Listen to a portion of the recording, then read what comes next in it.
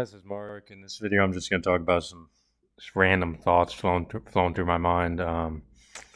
Basically, this is a topic about the fact that I essentially know nothing.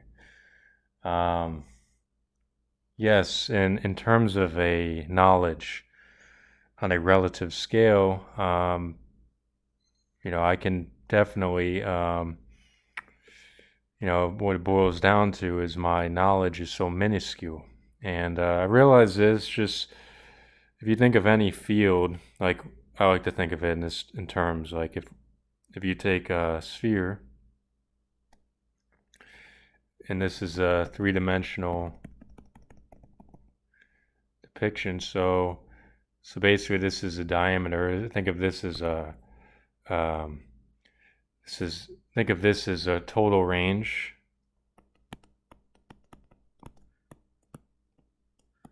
of knowledge in the known world, or we could just say reality, our reality essentially, but it's a conglomerate of different realities that are put together, because the way we view through our lens is different than anyone else. So it's an aggregate essentially, just like the aggregate, just like as the universe constructed, the bits and pieces of matter, we are doing the same, except we're trans. It's like a transcendence of the information or the initial uh, with the initial deposit, like it's like how would it no withdrawal of information from reality, and then we assemble it, assimilate it, organize it, compact it, and then create and formulate whether it's theories or truth. And the interesting thing is, I know I'm going off tangent, but the world that we reside in is so minuscule. It's like it doesn't. This is just on a relative scale. The positioning is so basically this compared to the totality of the this reality that we live in, we can reference this is my world, and then we could I could think of yeah I could think of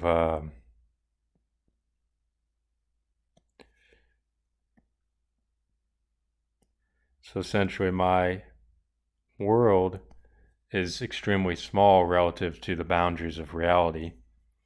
So this is called the upper bound.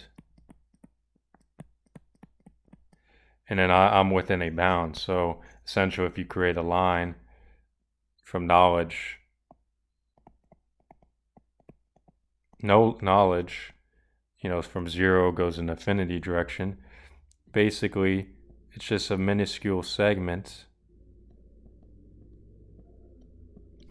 And my knowledge is a subset of reality. So reality could go, you know, it's much further. This isn't to scale, but this is just to illustrate the point.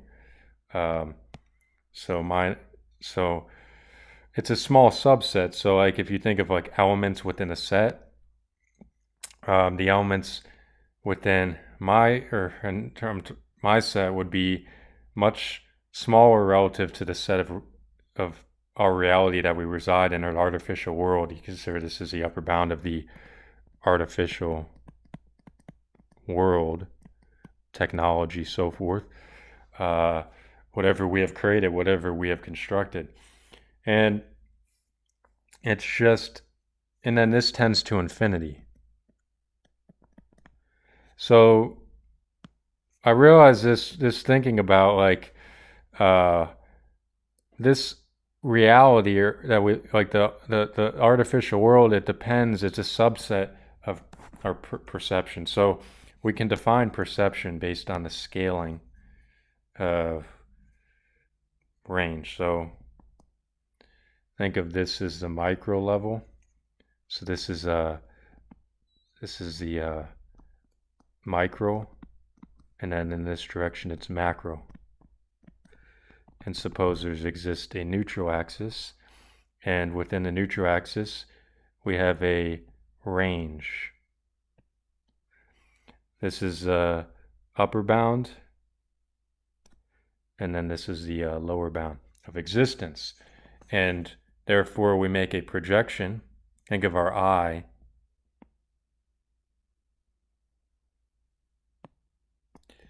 as a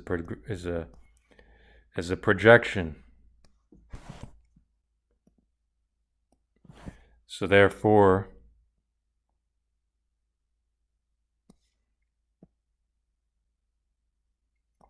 horrible drawing, but basically this is a subset of a sphere. So if you take a conical sphere, it's like taking a section of our range is a function of theta, angle theta, and basically the distance is constricted. So therefore, in any given event situation, if we're in an event frame and we're referencing this event, we're basically constrained, or it'd actually be a sphere, but we're constrained to a subset of this event frame. So it would be a small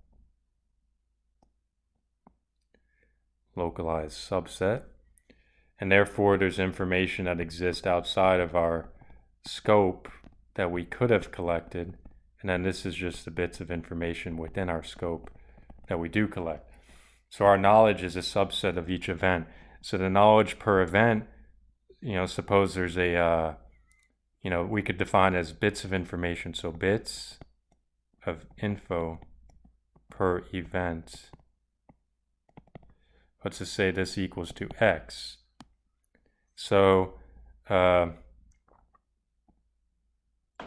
then we have to define now what we process. So bits of information per event, this is the absolute limit.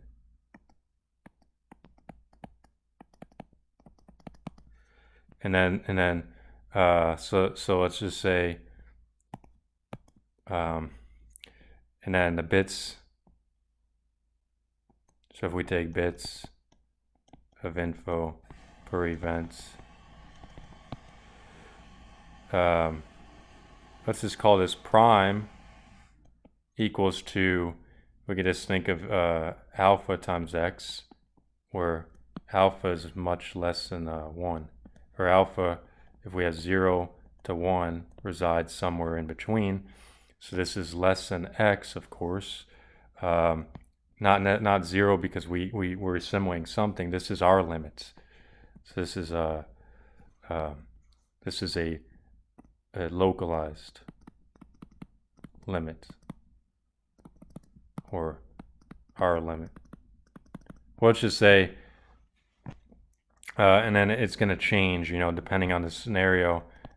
We're going to exist between 0 and 1, and it's a subset of the existence. So, and not only that, this is, now when we factor something else in, surely we can collect information within this range, but when we consider it from a global standpoint, that's provided that the range extends in a radial direction, or as a ray, towards infinity, essentially, and then the other direction, so forth, in the micro scale. So you could think of this in the direction of chaos, and basically adaptation. We know that adaptation permits us to increase the range, because slowly there's an inverse relationship between stress and adaptation. There's an inverse relation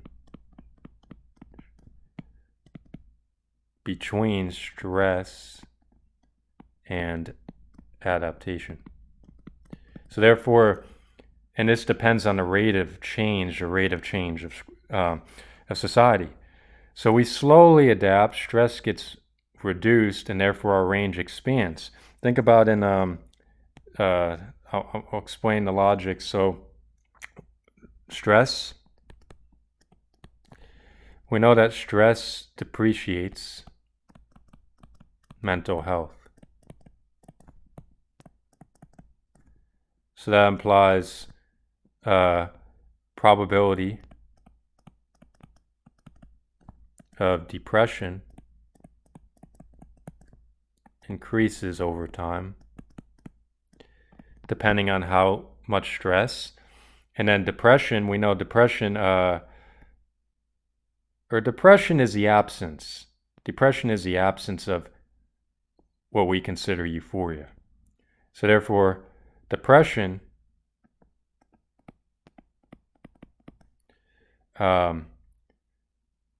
reduces range of perception. And the reason for this is like it dulls the senses. Dulls the senses. And therefore you can't, that's why like in depression you it's like you lose meaning. Everything becomes dulled. You lose the vivid how it doesn't become vivid or open. It becomes more closed off. So therefore our range of perception is proportional to mood. Range of perception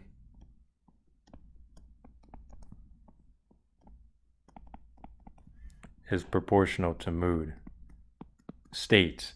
There is a that's why like psychosis causes like it to open the field, but it also creates chaos. But either way, it's how we organize the information that or compartmentalize is what dictates knowledge. Knowledge is compartmentalized. It's a fusion of bits of information. So knowledge equates to fusion.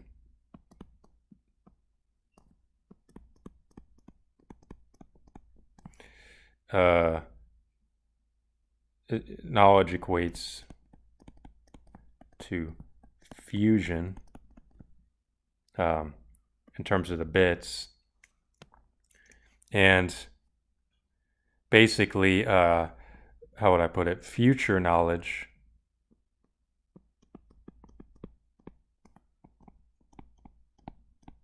depends on fission. So fission's like divergence, fusion is convergence. So essentially it's based on that, but I realized that within this small scope, from a globalized scale, so if we're going to take this as subset,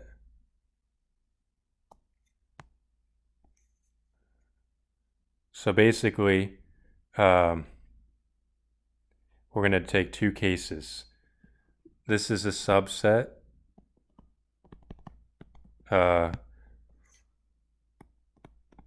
based on reality, or actually artificial world, which is bounded. It's a bounded system. So this is a subset. So basically whatever we collect, so let's say 0. So this is like knowledge. Again, because our range is limited per event, there's an absolute limit. So let's say this is like the limit based on absolute collection of bits per event. So basically we're somewhere like here. I kind of made the scale. The scale's not, and now we're going to take the case. We're going to add plus, we're going to add another variable to the equation. We're going to add, this is subset.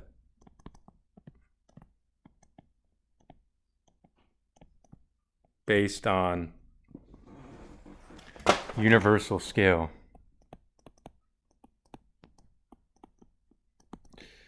So basically, universal scale tends to infinity. There exists no limit that we can really define in finite terms. And on a scale we're approaching zero. So essentially, true knowledge.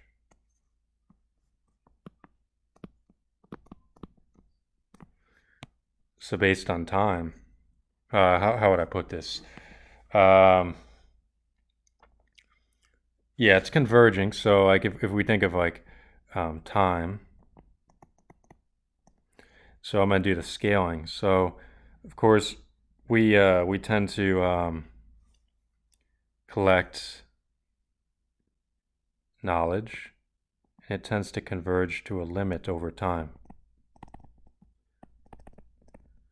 So there exists a limit. Let's call this limit 1, and this case, this is the case for the um,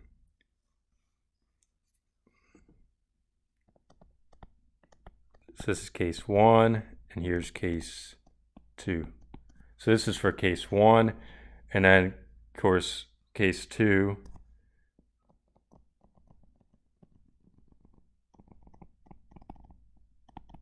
Much higher.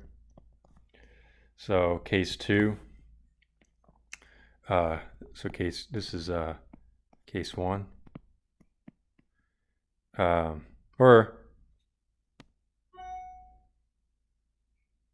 no, this is case 1. So this is basically our subset, and this is case 1 absolute limit. So, but now what ends up happening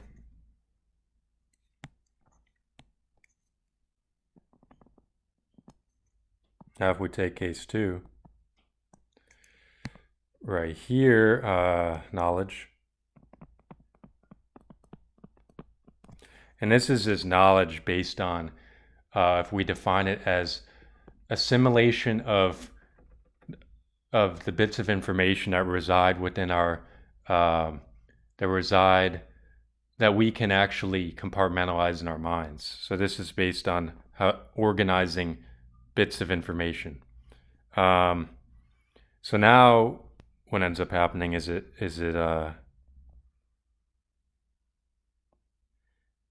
this isn't the scale, but it's just showing a limitation. And of course, knowledge goes in the infinite direction. It's basically, so this is our knowledge case, or this is case 2. Essentially, so it approaches, again, a limit. So this is limit 2, and this is limit 1. So basically, limit 2 is much less than limit 1, and basically limit 2 approaches 0 as our range of perception approaches infinity. Basically, but this range of perception is not, I'm not talking in terms of our own. This is the absolute range, which is in an infinite direction. But on a relative scale, this limit approaches 0. And on a scaling term. So that's why it's like going in this down direction relative to the, when we compare limit 1 and limit 2, again 0 should be like limit 2, limit 1, and then in this direction knowledge infinity. So that's just kind of what I've realized, and this is what we really should strive to try to converge. We're always trying to gain more and more understanding, and it's more of a convergence. There's always going to be skeptical. We're always gonna, that we should always be skeptical, because truth can evolve and it changes, and ultimately, whatever we deem true in the present moment may be deemed false in the future, and it could always collapse. Of course, there's elements like, of course, if we have this understanding, there's a subset of truth that's uh, is more secure, or is more has higher validity, and there's a subset, of course, that we need to refine and refine. So it's more about refinement, continual refinement, and convergence. And but still, on an absolute scale, it approaches zero as not our perception, but as because the range of perception from a relative standpoint, as that approaches infinity, our knowledge base approaches zero. That's what I was meaning. But yeah, this is all I have right now. Hope you enjoyed, and I will see you next time.